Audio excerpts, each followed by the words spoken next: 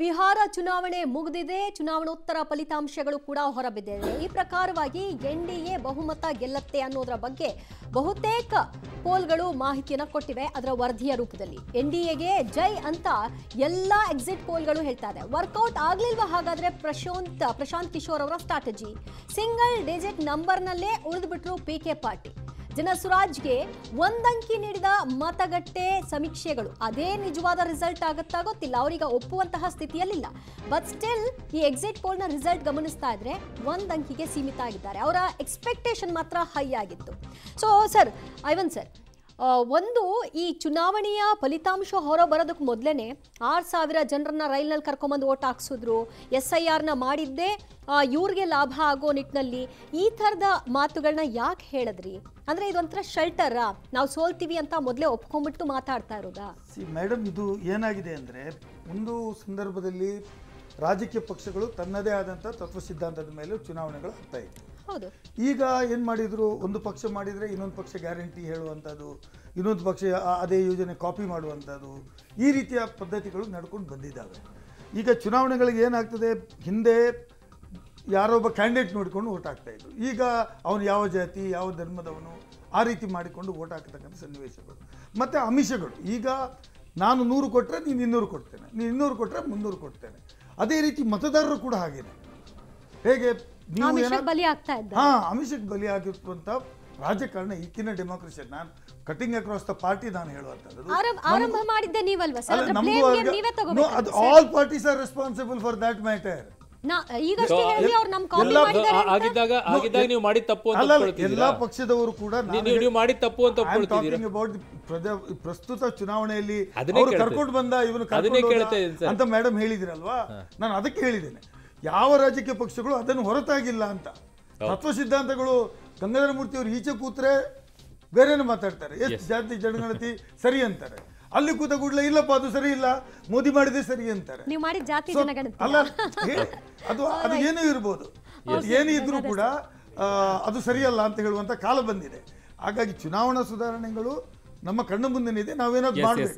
ಅದರಲ್ಲಿ ನಾನು ಹೇಳುದು, ಕಳ್ಳತನ ಮಾಡಿ ಈ ಮತಗಳ್ಳತನ ಮಾಡುವಂತ ಚೋರಿ ಏನಿದೆ ಅದನ್ನು ನಿಲ್ಲಿಸಬೇಕು. ನಮ್ಮ ಹೋರಾಟ ಇದೆ, ಅದನ್ನು ಮುಂದಕ್ಕೂ ಹೋರಾಟ ಮಾಡಿ. ನೋಡಿ, ನಮ್ಮ ಐವಾನ್ ಡಿಸೋಜ ಅವರು ಪಾಪ ಜಾತಿ ಸಮೀಕ್ಷೆನಲ್ಲೇ ಇದ್ದಾರೆ. ಜಾತಿ ಸಮೀಕ್ಷೆ ಸರಿ ಇಲ್ಲ ಅಂತ ಹೇಳಿದ್ದು ಅಥವಾ ಶೈಕ್ಷಣಿಕ ಸಮೀಕ್ಷೆ ಸರಿ ಇಲ್ಲ ಅಂತ ಹೇಳಿದ್ದು ನಾನಲ್ಲ, ನಿಮ್ಮ ಹೈಕಮಾಂಡ್ ಹೇಳೇ ಸಿದ್ದರಾಮಯ್ಯನವ್ರಿಗೆ ಕರೆದು ಹೇಳಿ ನೀವು ಮಾಡಿರೋ ಸಮೀಕ್ಷೆ ಸರಿ ಇಲ್ಲ, ಮತ್ತೊಮ್ಮೆ ಮಾಡಿ ಅಂತ ಹೇಳಿದ್ದು ರಾಹುಲ್ ಗಾಂಧಿಯವರು, ನಿಮ್ಮ ಹೈಕಮಾಂಡು.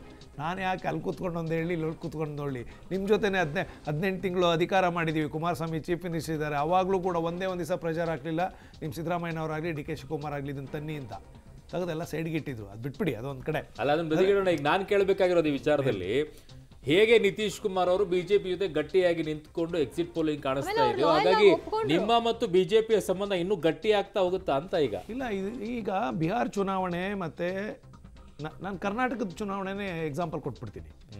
ಕಾಂಗ್ರೆಸ್ ಜೊತೆ ನಾವು ಧರ್ಮಸಿಂಗ್ ಅವ್ರನ್ನ ಚೀಫ್ ಮಿನಿಸ್ಟರ್ ಮಾಡಿ, ಸಿದ್ದರಾಮಯ್ಯನವ್ರನ್ನ DCM ಮಾಡಿ, ನಾವು 58 ಇದ್ವಿ, ಅವ್ರು 64 ಇದ್ದರು. ಇವು BJP ಅವರು 79 ಇದ್ದರು. ಅವತ್ತು ನಮ್ಮನ್ನು ಮುಳುಗಿಸಿದ್ಯಾರು?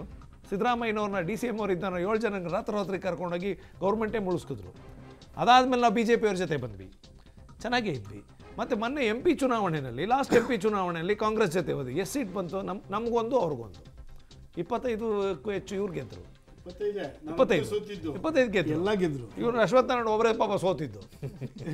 ಆದರೆ ಅದೇ ಕೇಳಿ ಅದೇ BJP ಜೊತೆ ಮತ್ತೆ MP ಚುನಾವಣೆಗೆ ಹೋದ್ವಿ. ಮೊನ್ನೆ ಎಷ್ಟು ಗೆದ್ವಿ? 19 ಇದ್ವಿ. ಅವ್ರ ಗೌರ್ಮೆಂಟ್ ಇದೆ, 136 ಗೆದ್ದು 25ಗೆ ಹೆಚ್ಚು ಗೆಲ್ತೀವಿ ಅಂತಿದ್ರು. 19 ಅವ್ರು ಗೆದ್ದರು, 2 ನಾವು ಗೆದ್ವಿ.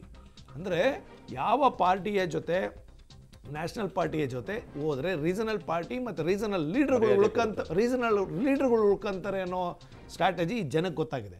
ಭಾರತೀಯ ಜನತಾ ಪಾರ್ಟಿ ಜೊತೆ ಹೋದರೆ NDAನಲ್ಲಿ ಕಳೆದ 15 ವರ್ಷದಿಂದ ಮೋದಿಜಿಯವರು ಅಧಿಕಾರ ಮಾಡ್ತಿದ್ದಾರೆ. ಮೆಜಾರಿಟಿ ಬಂದರೂ ಕೂಡ ಸಣ್ಣ ಸಣ್ಣ ಪಾರ್ಟಿಗಳನ್ನು ಬಿಟ್ಟಿಲ್ಲ. ಇವತ್ತು ಕರ್ನಾಟಕದಲ್ಲಿ ಕುಮಾರಸ್ವಾಮಿ ಅಂತವ್ರಿಗೆ ಗೆದ್ದಿರೋದು 2 ಕ್ಷೇತ್ರ ಆದ್ರೂ ಕುಮಾರಸ್ವಾಮಿ ಅಂತವರಿಗೆ 1 in 9 ಅಲ್ಲಿ ಇಟ್ಟಿದ್ದಾರೆ. ಕೈಗೊಂಬೆ. ಈಗ ಕುಮಾರಸ್ವಾಮಿ ಅವರಾಗ್ಲಿ ದೇವೇಗೌಡರಾಗ್ಲಿ ಮೋದಿಯವ್ರ ಕೈಗೊಂಬೆ ಅಂತ ಅನ್ನಕ್ಕಾಗತ್ತಾ? ಮೋದಿಯವರು ದೇವೇಗೌಡರನ್ನ ಅತಿ ಹೆಚ್ಚು ಪ್ರೀತಿಯಿಂದ ಮಾತಾಡಿಸೋಷ್ಟು, ದೇವೇಗೌಡರಿಗೆ ಕೆಲಸ ಮಾಡ್ಕೊಂಡು ಅಷ್ಟು ಇನ್ಯಾರು ಮಾಡ್ತಿಲ್ಲ. ತಪ್ಪೇನಿದೆ? ಅಶ್ವತ್ಥನಾರಾಯಣ ಅವರೇ, ಮೋದಿ ಅವರನ್ನ ಇನ್ನೂ ಕೂಡ ಜನ ಹಾಗೆ ಮೆಚ್ತಾ ಇದ್ದಾರೆ. ಅದು ನಿತೀಶ್ ಅವರು ಮೋದಿನೋ ಗೊತ್ತಿಲ್ಲ, ಅಲ್ಲಿ ಬಿಹಾರದಲ್ಲಿ ಆಗಿರೋದು ವರ್ಚಸ್ ನಿತೀಶ್ ಅವರದ್ದು ಇದ್ದಂಗಿದೆ. ಆದರೆ ಬಹಳ ಚರ್ಚೆ ಆಗ್ತಾ ಇರುವಂಥದ್ದು ಹೂ ಇಸ್ ನೆಕ್ಸ್ಟ್ ಅಂತ ಹೇಳಿ. ಹೂ ಇಸ್ ನೆಕ್ಸ್ಟ್ ಅಂದರೆ ಬಿಹಾರಕ್ಕೆ ಪ್ರೈಮ್ ಮಿನಿಸ್ಟರ್, CM ಅಲ್ಲ, ನಾನು PM ಕೇಳ್ತಾ ಇದ್ದೀನಿ. ಅದೇ ಸದ್ಯಕ್ಕೆ ಅವರೇ ಇದ್ದಾರೆ ಸರ್, ನೆಕ್ಸ್ಟ್ ಅವರೇ ಬರ್ತಾರೆ, ಅದರಲ್ಲೇನು ಇದಿಲ್ಲ. ಅಂದ್ರೆ ಇಲ್ಲಿ ಪಾಪ ಇಲ್ಲಿ ಮಾತ್ರ ಯಡಿಯೂರಪ್ಪನವರಿಗೆ ಜನಗಳ ಅಭಿಪ್ರಾಯ ಇದೆ. ಅಷ್ಟಿಗೆ ಏಜ್ ಇಷ್ಟುಬಿಟ್ಟು ಕಳಿಸ್ಬಿಟ್ರಿ ಅವ್ರನ್ನ. ಸರ್ ಆ ಥರ ಇಲ್ಲ ನೋಡಿ, ಕ್ಲಾರಿಟಿ ಅದು ಆಗ ಆ ಸಮಯದಲ್ಲಿ ಏನು ಹೇಳಬೇಕು ಅದು ಇವತ್ತು ಚರ್ಚೆ ಆಗಿದೆ. ಒಂದು ನೋಡಿ, ಇವತ್ತು ಬಿಹಾರ್ ಎಲೆಕ್ಷನಲ್ಲಿ ಸರ್ ನೀವೇನೇ ಗ್ಯಾರಂಟಿ ಕೊಡಿ, ನೀವೇನೇ ಆಶ್ವಾಸನೆ ಕೊಡಿ, ಎಲ್ಲವೂ ಸಹ ಜನ ಭಾಳ ಗಂಭೀರವಾಗಿ ಯೋಚನೆ ಮಾಡ್ತಾರೆ ಸರ್. ನಾನು ಅವಾಗಲೇ ಮಾಡ್ಬೇಕಾದ್ರೆ ಹೇಳಿದೆ, ನೀವು ಗ್ಯಾರಂಟಿಗಳನ್ನು ನಮ್ಮಿಂದ ಕಾಪಿ ಮಾಡಿದ್ರಿ ಅಂತ ಹೇಳ್ತಾರೆ. ನಾವು ಅವರಿಂದನೇ ಕಾಪಿ ಮಾಡಿದೆ ಅಂತ ಇರ್ಬೋದು, ಇಲ್ಲ ಅಂತಾರೆ. ನೀವು ಹೊಸದೊಂದು ಕಾಂಗ್ರೆಸ್ಸು ಸರ್ಕಾರ ಪ್ಯಾಲೇಸ್ ಗ್ರೌಂಡಲ್ಲಿ ಪ್ರಾರಂಭ ಮಾಡೋರು, ಮಹಿಳೆಯರಿಗೆ 2,000 ಗ್ಯಾರಂಟಿ ಸ್ಕೀಮು, ಮತ್ತೊಂದು ಯುವಕರಿಗೆ ಅಂತ ಇವು ಪ್ರಾರಂಭ ಮಾಡೋದು. 136 ಸೀಟು ವಾಂತಿ ಆಗಷ್ಟು ರಾಜ್ಯದಲ್ಲಿ ಬಂತು. ಆದರೆ ಅವರು ಬೆಲೆ ಏರಿಕೆ ಇದೆಯಲ್ಲ ಸರ್, ಇಡೀ ಹಿಮಾಚಲ ಪ್ರದೇಶದ ಜನ ಯೋಚನೆ ಮಾಡಿದ್ದಾರೆ, ಬಿಹಾರ ಜನ ಯೋಚನೆ ಮಾಡಿದ್ದಾರೆ, ಮಹಾರಾಷ್ಟ್ರ ಜನ ಯೋಚನೆ ಮಾಡಿದ್ದಾರೆ. ಇವರು ಫ್ರೀ 2 ರೂಪಾಯಿ ಕೊಟ್ಟು 2,000 ರೂಪಾಯಿ ಕೊಟ್ಬಿಟ್ಟು ಎಷ್ಟು ಕಿತ್ಕೊಳ್ತಾ ಇದ್ದಾರೆ ಅನ್ನೋಂಥದ್ದು ಜನ ಯೋಚನೆ ಮಾಡ್ತಾರೆ ಸರ್. ಪಾರ್ಲಿಮೆಂಟ್ಗೆ ಈ ರಾಜ್ಯದಲ್ಲಿ ರಿಸಲ್ಟ್ ಉಲ್ಟಾಗೋಯ್ತಾ?